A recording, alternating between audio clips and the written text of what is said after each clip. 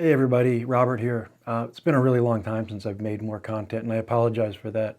It's been a crazy year for a lot of us, me included, so I want to really try and make these videos more often. It's just with work and everything that's going on with work, it's tough, but I really do want to try to do this more. So for those of you who are still subscribed and continue to comment on my previous works, I really appreciate it because I really enjoy doing this. So I'm going to prioritize it in the new year, trying to get more content out. So thank you all for joining and for hopefully finding what I'm saying valuable to what your endeavors are. I don't know how many of you seen my first video. If you're subscribed, you probably did, or my second. I have a couple, two or three up there, but not many. But anyway, I'm an independent filmmaker. I've been doing this for a long time. I've been doing mainly micro budget, ultra low budget type movies, very independent, but they've all been distributed.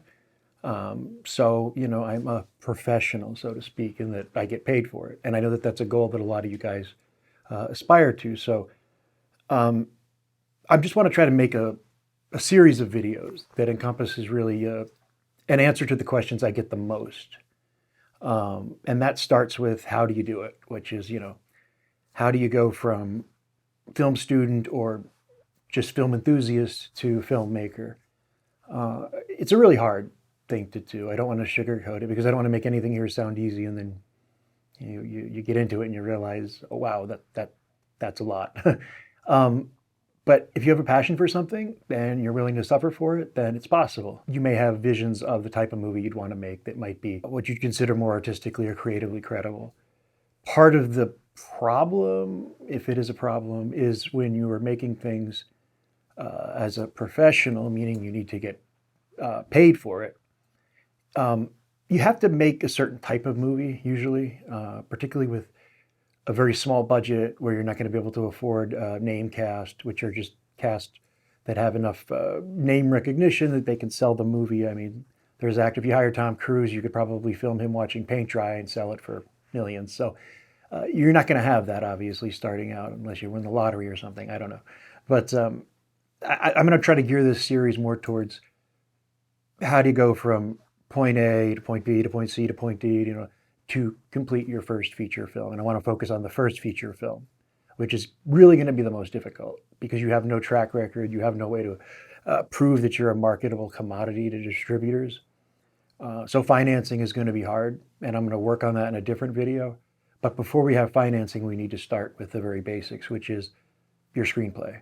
Now, I often suggest to people, if they really struggle either coming up with an idea or refining their idea or just really struggling with the writing process, not everyone is a writer. Some of the best filmmakers in the world are not writers, and that's nothing to be ashamed of. I coincidentally, I do write most of my stuff, but I've also directed things written by other writers. So, there's a benefit to both. I think the idea is, you need to come up with a quality script, whether you write it yourself or whether you hire a writer or you find someone who's written something that wants to see it produced. There's many non-produced writers. So as a filmmaker, you're really in a good position if you can go to a writer and say, look, I probably can't pay you anything for this, but I will give you a percentage of what we're going to make on this picture if we're lucky enough to, first of all, finish it, and secondly, get it distributed. But if you follow my advice, you have a better shot of getting distributed than if you don't. So think about the genre that there's actually demand for when it comes to independent cinema. There's not a demand for drama unless let's say you want to go the film festival route, that's fine. But I want to focus more on the kind of commercial aspect of it because film festivals are fun, but they cost a lot, travel's a lot. Most of them don't have the budget to fly you there. So what I'm going to structure this more towards is people that are trying to get their produced works distributed, which for the most part is going to be action horror type movies, because regardless of budget, there's a market for them. And there always has been, going back to the early days of cinema, where you had, the kind of a B movie, I hate that word, but, was always monster or creature features because, a lot of, bigger studios and bigger filmmakers kind of looked down on them. But there was still a public, desire to see fun little monster movies. So, it kind of created a space for independent filmmakers to create content create their works and you know, be compensated for it. You're not going to get rich making, you know, tiny little films, but getting your work out there it really adds to your credibility as a filmmaker and as a film producer. Even if it's not, you know, the films you really want to be making, look at it as a stepping stone. A great example is James Cameron started making movies for Roger Corman. That's kind of like, you know, a lot of people cut their teeth on lower budget horror films and then went on to make, you know, some of the most, you know, successful films of all time. So I think it's a better way to look at it, you know, more positive way. Even if you're not a huge horror fan, if you are a huge horror fan, well, you're in luck. That's great. And I think you're probably going to benefit from your love of the genre is going to help you be more enthusiastic about the product that you're producing. Supernatural, monster, things that you can produce for, you know, a reasonably low amount of money that can actually make enough to where you make a profit, you pay your investors back, and, you know, you can continue to make films. That's should be the goal here, you know. So anyway, moving on. Talking about the screenplay, I'm not going to get into the, you know, the act structures or any of that. That's not really what this is going to be about. There's plenty of videos on YouTube where writers will break that down for you. The technical aspects of writing a screenplay. I'm going to focus more on what the screenplay needs to contain. Okay, the biggest problem that new writers and new producers experience is they write something that is very wordy.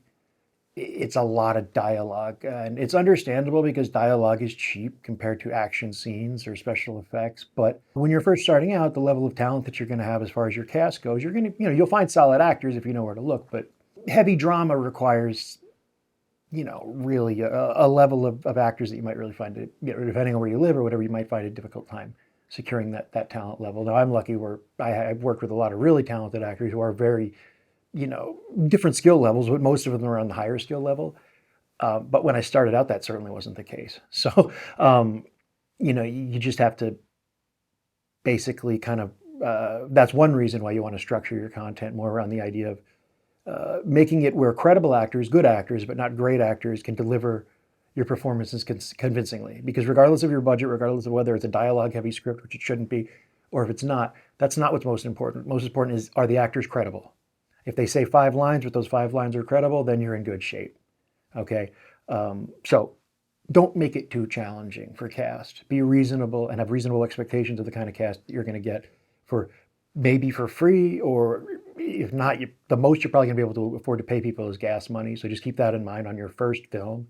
You kind of get one shot at trying to call in all your favors, trying to see if people would be willing to volunteer, because you just will not. We'll get into budgeting later, but on your first film particularly, basically, there's not going to be any money for anybody. So it's the hardest one. It's going to be your first one. If your first one works out, that is. It will get easier after that. But again, I just started from zero. This is what I did, and this is what other you know, producers who've gone on to make a career have done. So I think this is a good way to start.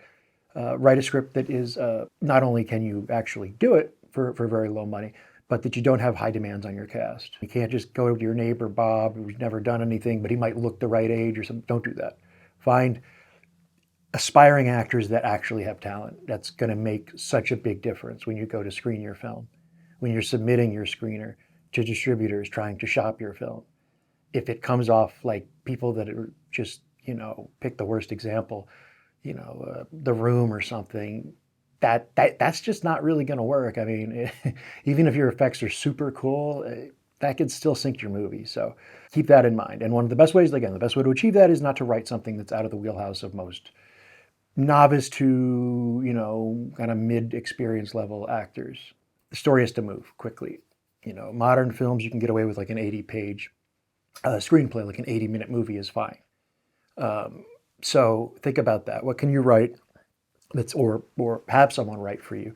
Something that's 80 pages long that is paced well, that the audience is not going to turn off 5 minutes in. I mean, some will, no matter what. But you know, if you can keep the story moving along at a clip, then the likelihood of people disengaging, it goes way down.